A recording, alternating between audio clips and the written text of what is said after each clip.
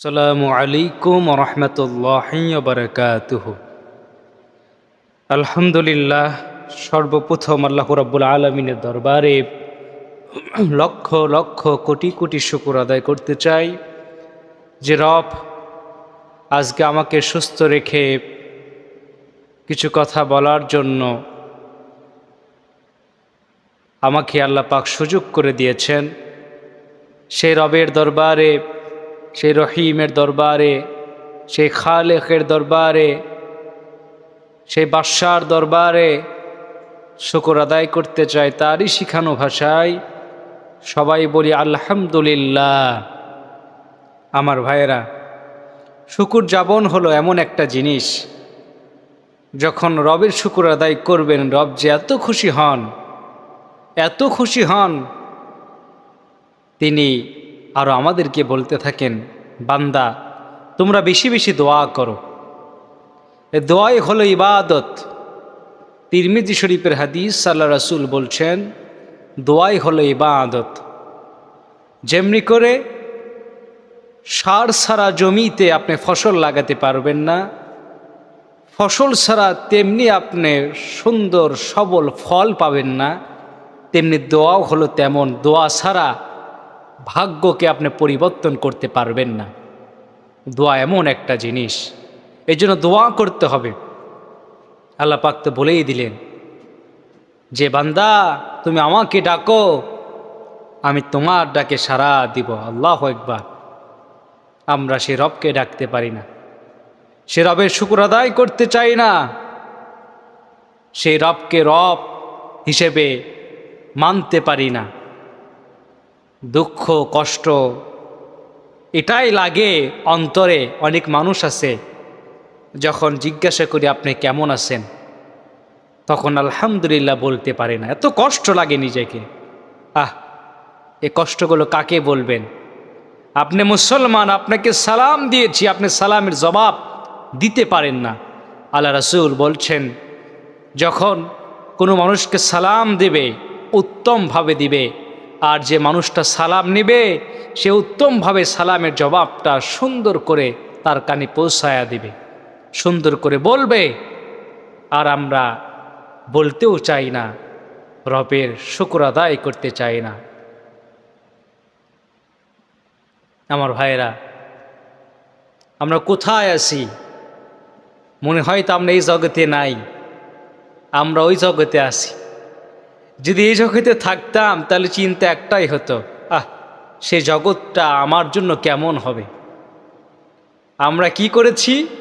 এই জগতে আল্লাহর ইবাদত, আল্লাহর বন্দেগী, রাসূলের সুন্নাহ আনুগত্যকে ছেড়ে দিয়া ওই জগতে চিন্তা করছি যে আল্লাহ আছেন, আল্লাহ দেখবেন।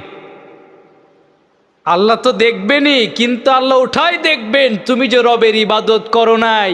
আল্লাহ পাক সেটাই দেখে ওই হাসরের ময়দানে তোমাকে ঘাড় ধাক্কা দিয়া জাহান্নামে নিক্ষেপ করবে। আল্লাহ তো দেখবেন, আল্লাহ সবই দেখবেন। কি দেখেন না তিনি? তিনি তো অন্তর্যামী, অন্তরের খবর তিনি রাখেন। তুমি কি চাচ্ছ মুখ দিয়ে বলার আগে আল্লাহ পাক জেনে গেছেন। আল্লাহু আকবার। নদীর তলদেশে তুমি কি করছো? নদীর তলদেশে ছোট্ট মাছ কি খাবে তুমি সেই চিন্তা করো নাই। তুমি নিজে রিজিক নিয়ে পেরেশানির মধ্যে পড়ে গেছো। আহারে আহা, কি আর করার। আল্লাহ রে, তুমি আমার রিজিকটা এইভাবে খাইয়ে নিলা।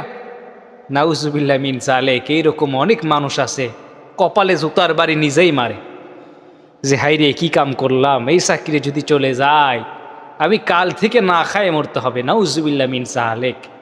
কোথায় যাবেন? বিশেষ করে এগুলো কথা সবচেয়ে বেশি বলে মসজিদের ইমাম খতিব মুয়াজ্জিমেরা। এরা হক কথা বলতে চায় না, বলতে পারেও না। এরা চিন্তা করে যে সামনে কমিটি বসা, আমি যদি এখানে এক অক্ষর দিয়া সুন্দরভাবে তাফসীর করি, পরের দিন আমাকে ফোন দিয়ে বলবে হুজুর আর আসার প্রয়োজন নাই, আপনি অন্যদিকে আপনার দেখা দেখেন। এইটা হলো আমাদের ভয়। আমাদের কারণেই আজকে দেশের অবস্থা এরকম হয়ে গেছে, যেখানে সেখানে দাম পায় না, আমাদের কারণেই। কেন? কেনটা এখানেই। প্রত্যেকটা কথায় আমরা কেন যুক্ত করে দিয়েছি? প্রত্যেকটা কথাই আমরা প্রশ্নের উত্তরের আগেই আপনি কেনটা যুক্ত করে দিয়েছি, এ কেনটা বাদ দেন, কেনটা বাদ দেন। আগে রবের কাছে শুকর আদায় করুন। আমার এক চাকরি চলে গেছে তো গেছে, পরবর্তী হাজারো চাকরি অপেক্ষা করবে, আল্লাহ পাক করাবেন, আল্লাহ পাক দিবেন। আল্লাহু আকবার। চাকরি চলে গেছে, আমরা শুকর আদায় করতে চাই না। আর আমরা বলি আল্লাহর খায়ে দেয়া কাম নাই, আল্লাহর এটা করার সাজলো, এত সুন্দর চাকরি আমার কাছ থেকে কাইরা নিল, আমি কি খাবো? তুমি মুসলমানের বাচ্চা নয়, তুমি টাটকা মুনাফিক। কি বলবো? ওয়াজ করার কোনো ভাষা নাই। ওয়াজ তো প্রত্যেক দিনই শোনেন, একটু না আলোচনা শোনেন তো। কোথায় আছি আমরা, কোথায়? হ্যাঁ, আমাদের স্থান এখানে নাই। বাংলাদেশের মন্ত্রীর পিছনে অনেক ছেলেবেলা থাকে, 10,000 টাকা 20,000 টাকা বেতন, তাদের বাড়ি কেমনে বিদেশে হয়, ইংল্যান্ডে হয়? কেমনে সম্ভব? হ্যাঁ, দুদক লাগিয়ে দিছে পিছনে, এবার আস্তে আস্তে গর্ত থেকে কেমনে সাপ বার করা লাগে তারা ভালো করে জানে। ধরা পড়েছে অনেক সুন্দর সুন্দর দামিওয়ালা মানুষ ধরা পড়েছে। সামান্য লাঠিলে দারোয়ানের কাজ করেন আপনি, আর আপনার কোটি কোটি টাকার গাড়ি, কোটি কোটি টাকার সম্পত্তি বাইরের দেশে, বইয়ের নামে 2টা ফ্ল্যাট, সন্তানের নামে 2টা ফ্ল্যাট। এই টাকাগুলো কোথায় থেকে আসে? সব তো আমাদের টাকা। আমাদের টাকা লুট করবেন, আত্মসাৎ করবেন, ইতিম গরিবদের টাকা লুট করিয়া চিন্তা করছেন শান্তিতে থাকবেন? কখনো শান্তিতে থাকতে পারবেন না। আপনার জন্য জাহান্নাম অপেক্ষা করছে, ঠিক কিনা? আপনার জন্য জাহান্নাম অপেক্ষা করছেন। এই জন্য আমার ভাইয়েরা, হারামগুলো ছেড়ে দেন, হালালের মধ্যে আসুন। হালাল এমন একটা শান্তি, হালাল আল্লাহ রসুল তো বলেই দিয়েছেন, দোয়ার কবুল হওয়ার প্রথম সত্যই হলো হালাল রিজিক। হালাল রিজিক উপার্জন করবেন না, সেই টাকার জিনিস খাবেন, দোয়া কখনো কবুল হবে না। যত হজ করেন, যত তওবা করেন, যত কিছু করেন, হালাল যতদিন না পর্যন্ত বাদ দিবেন, ততদিন পর্যন্ত রহমত বরকত আসবে না, আসবেই না, আসবে না। কেমনে আসে? কেমনে আসে?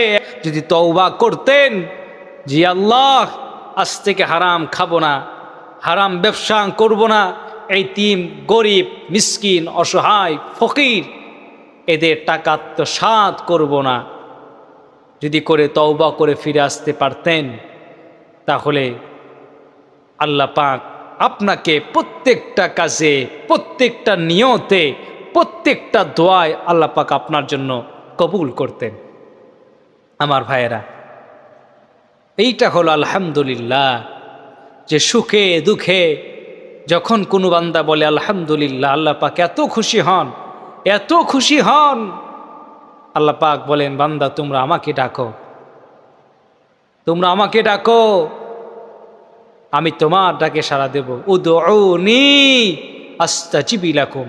আল্লাহ পাক বলছেন, উদউনি আস্তাজিব লাকুম, তোমরা আমাকে ডাকো, আমি তোমাদের ডাকে সাড়া দিব। আল্লাহু আকবার। আমরা আমার রবকে ডাকতে পারি নাই, আমরা ইসলামটাকে সাজাতে পারি নাই, সিটে সিটে করে আমরা রেখে দিয়েছি। যেমনি করে কবুতরকে খাবার দিয়ে সিটায়া সিটায়া, তেমনি করে আমাদের ধর্ম মর্ম শান মান সব কিছু আজকে সিটায় রেখে দিয়েছি। এই জন্যই মুসলমানের অবস্থা এইরকম হয়ে গেছে। ভাই আসুন, কোরআনকে এক জায়গায় রেখে আর সিটাসিটি না করে একত্র হয়ে আল্লাহ পাকের রবের দরবারে শুকুর আদায় করি, তার ইবাদত করি, রসুলের সুন্নতকে মেনে নেই। রসুল যে কথা বলেছেন, তোমরা সুদ ছাড়ো, হারাম খেও না, এইগুলো কথাকে অনুসরণ করে, এইগুলো কথাকে আমরা মনে রেখে, এইগুলো কথার হালাল পথে আসব, কোরআনের পথে আসব। রসুল সুদকে হারাম করেছেন, আল্লাহ পাকও সুদকে হারাম করেছেন।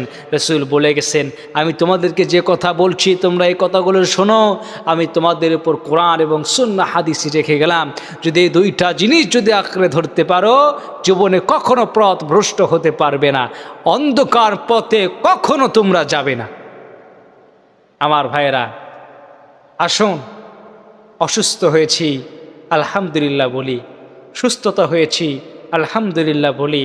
কিছুদিন আগে মেডিকেল গিয়েছিলাম, দেখলাম সেখানে আমি দেখতে পাইলাম দুই শ্রেণীর লোক। এক শ্রেণীর লোক হাসতেছে, আর এক শ্রেণীর লোক চোখের পানি ফেলে কান্না করছে। এটা বাস্তবতা, এটাই হলো বাস্তবতা, দুনিয়ার নিয়ম। আপনি মেডিকেলে যান, ক্লিনিকে যান, যাই দেখুন দুইটা দল সেখানে আছে। এক দল চোখের পানি ফেলে ফেলে কান্না করছে, বলছে ইন্না লিল্লাহি ওয়া ইন্না ইলাইহি রাজিউন। আরেক দল আলহামদুলিল্লাহ বলছে আল্লাহ আমার ফুটফুটা সন্তান তুমি দিয়েছো। আল্লাহু আকবার। আল্লাহ পাক দুটোতেই খুশি হলেন। কেন? ইন্তিকাল করেছে, করার কিচ্ছু নাই, তারা শুকর আদায় করলেন, ইন্না লিল্লাহি ওয়া ইন্না ইলাইহি রাজিউন। আর আমার সন্তান হয়েছে আলহামদুলিল্লাহ, আমি দুটোতেই রাজি খুশি থাকলাম। আল্লাহ পাক বলছেন, বান্দা আমি তোমার জন্য দুনিয়াতে সহজ করে দিলাম। আল্লাহু আকবার। আমার ভাইয়েরা, আসুন আমরা রবকে চিনি, আমার নবী রসুলকে চিনি, যে নবী আমাদের জন্য কত কষ্ট করেছেন। তিনি তো আর আসবেন না, তিনি যা কিছু রেখে গেছেন, যার মুআজিজা, এগুলোকে আমরা আঁকড়ে ধরব। আর আমরা আল্লাহ তাআলা রব্বুল আলামিনের শুকর যাপন করব। আসসালামু আলাইকুম ওয়া রাহমাতুল্লাহি ওয়া বারাকাতুহু।